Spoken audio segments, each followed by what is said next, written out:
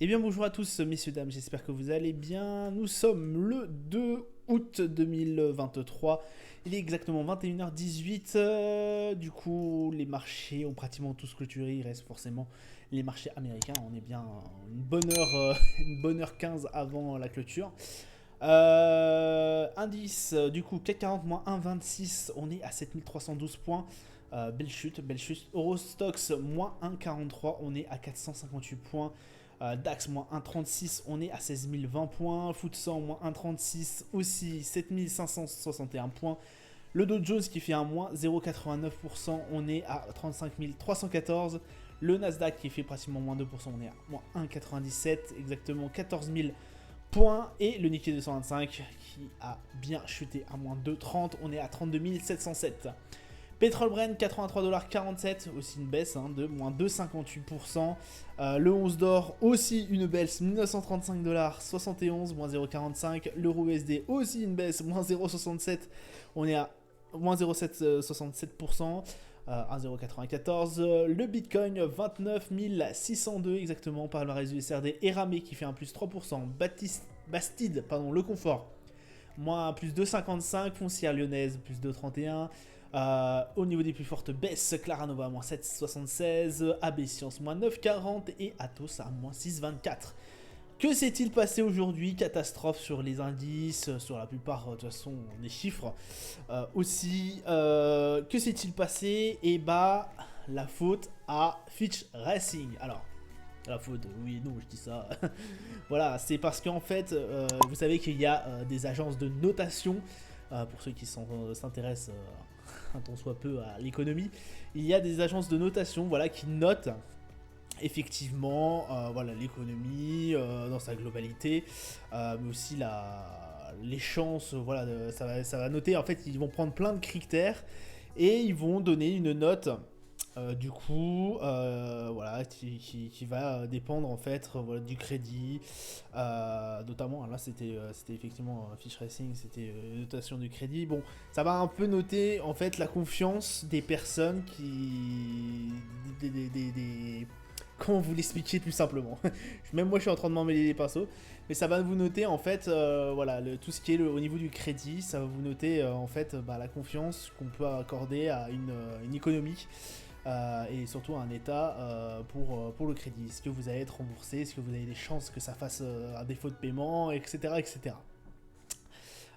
Comme vous le savez, il y a quelques temps, il y avait fait... Bon, alors après, c'est toujours dans les mœurs un peu américaines de faire ça. Il y avait eu des tensions au niveau du gouvernement, puisqu'ils n'avaient pas trouvé un accord sur la dette, etc. etc. Donc ce qui peut pencher la balance aussi d'un côté ou d'un autre. Mais là, effectivement, on sait que l'économie, la première économie mondiale, la première économie aussi au niveau gouvernemental, etc., etc., parce que effectivement, les États-Unis sont quand même la plus grosse puissance. Je sais que certains enragent encore, mais effectivement, on peut leur reconnaître ça. C'est toujours la première puissance mondiale. C'est fait dégrader sa note. Alors, on avait un triple A de base. Là, on est passé à un double A. Et là, ça a foutu mal, en fait, parce qu'effectivement, quand on perd un triple A, on perd aussi un peu la confiance des investisseurs. Comme je vous ai expliqué, ça note aussi forcément les crédits, la confiance qu'on peut mettre dans une économie. Et quand on a un triple A, c'est la meilleure note qu'on puisse avoir. Quand on dégrade en fait cette note-là, forcément, on peut se dire les investisseurs vont être moins, voilà, moins propices à engager des sommes dans votre économie.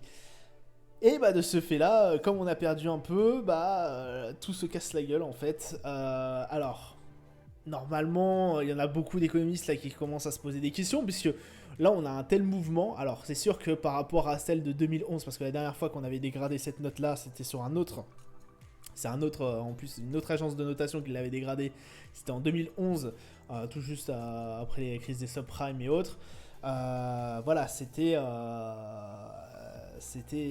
avait été vraiment une catastrophe. Bon, là, on le voit bien, hein, les indices, ils sont pas du tout appréciés.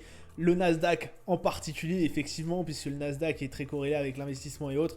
Et quand on perd son triple A, eh bah forcément on perd de la confiance. Donc on est quand même sur un AA+.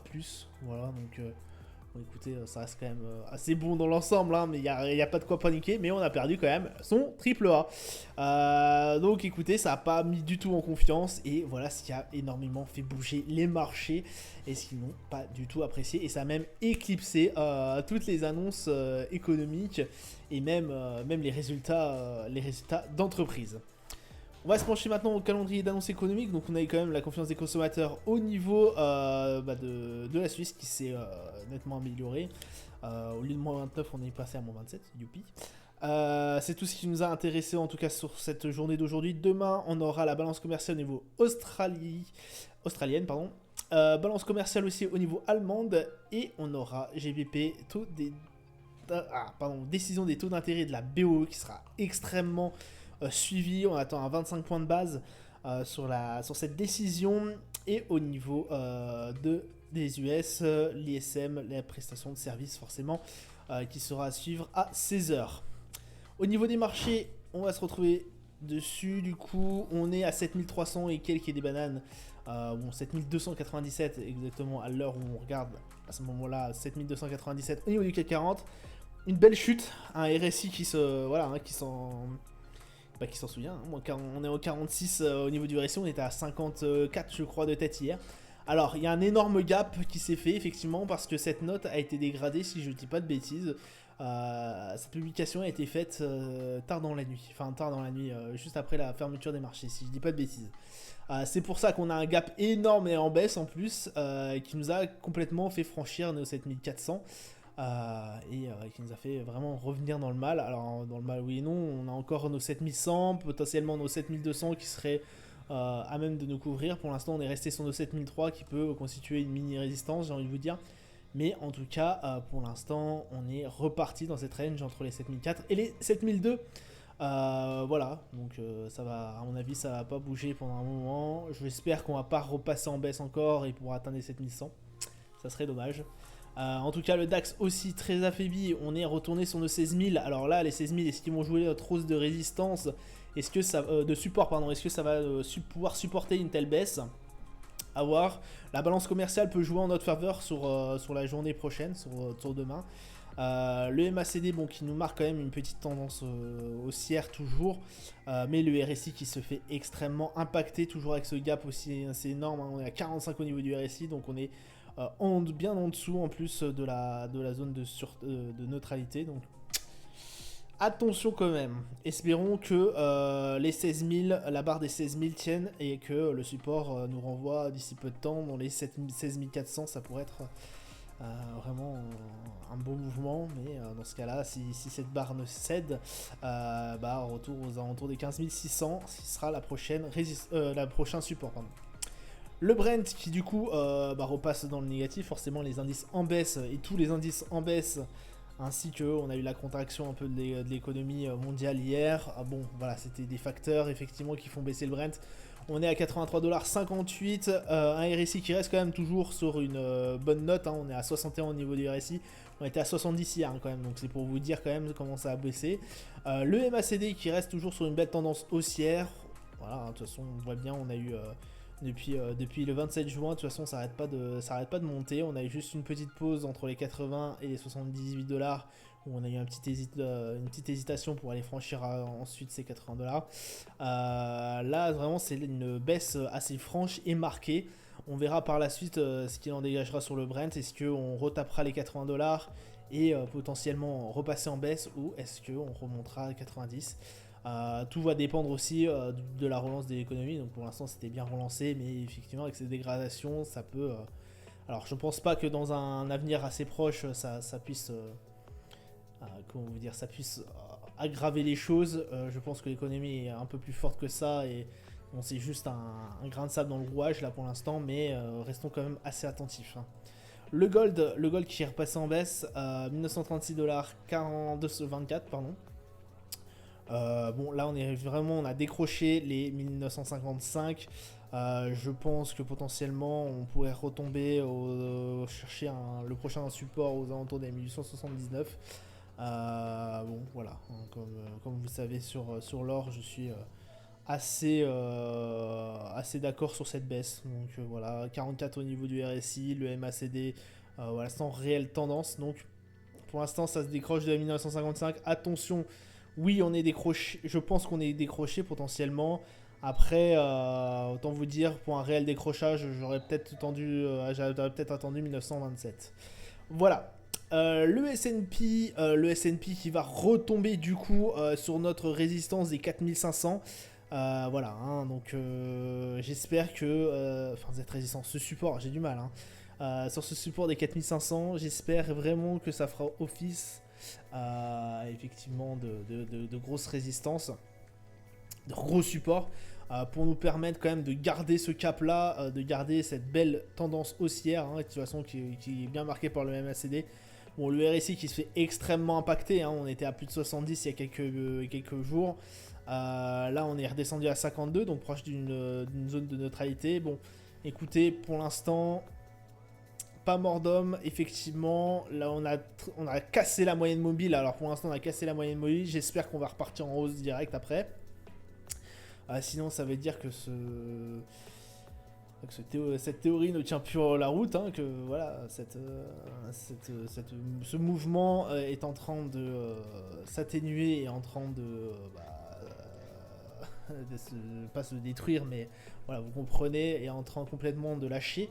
C'est effectivement à chaque fois, je vous répète, à chaque fois qu'on avait dans la bande de Bollinger touché la moyenne mobile 20, effectivement ça avait remis un coup de sursaut. Donc on en est délire, hein, n'oubliez pas, ça avait remis un coup de sursaut et ça nous avait permis d'aller rejoindre par la suite directement, repasser en hausse.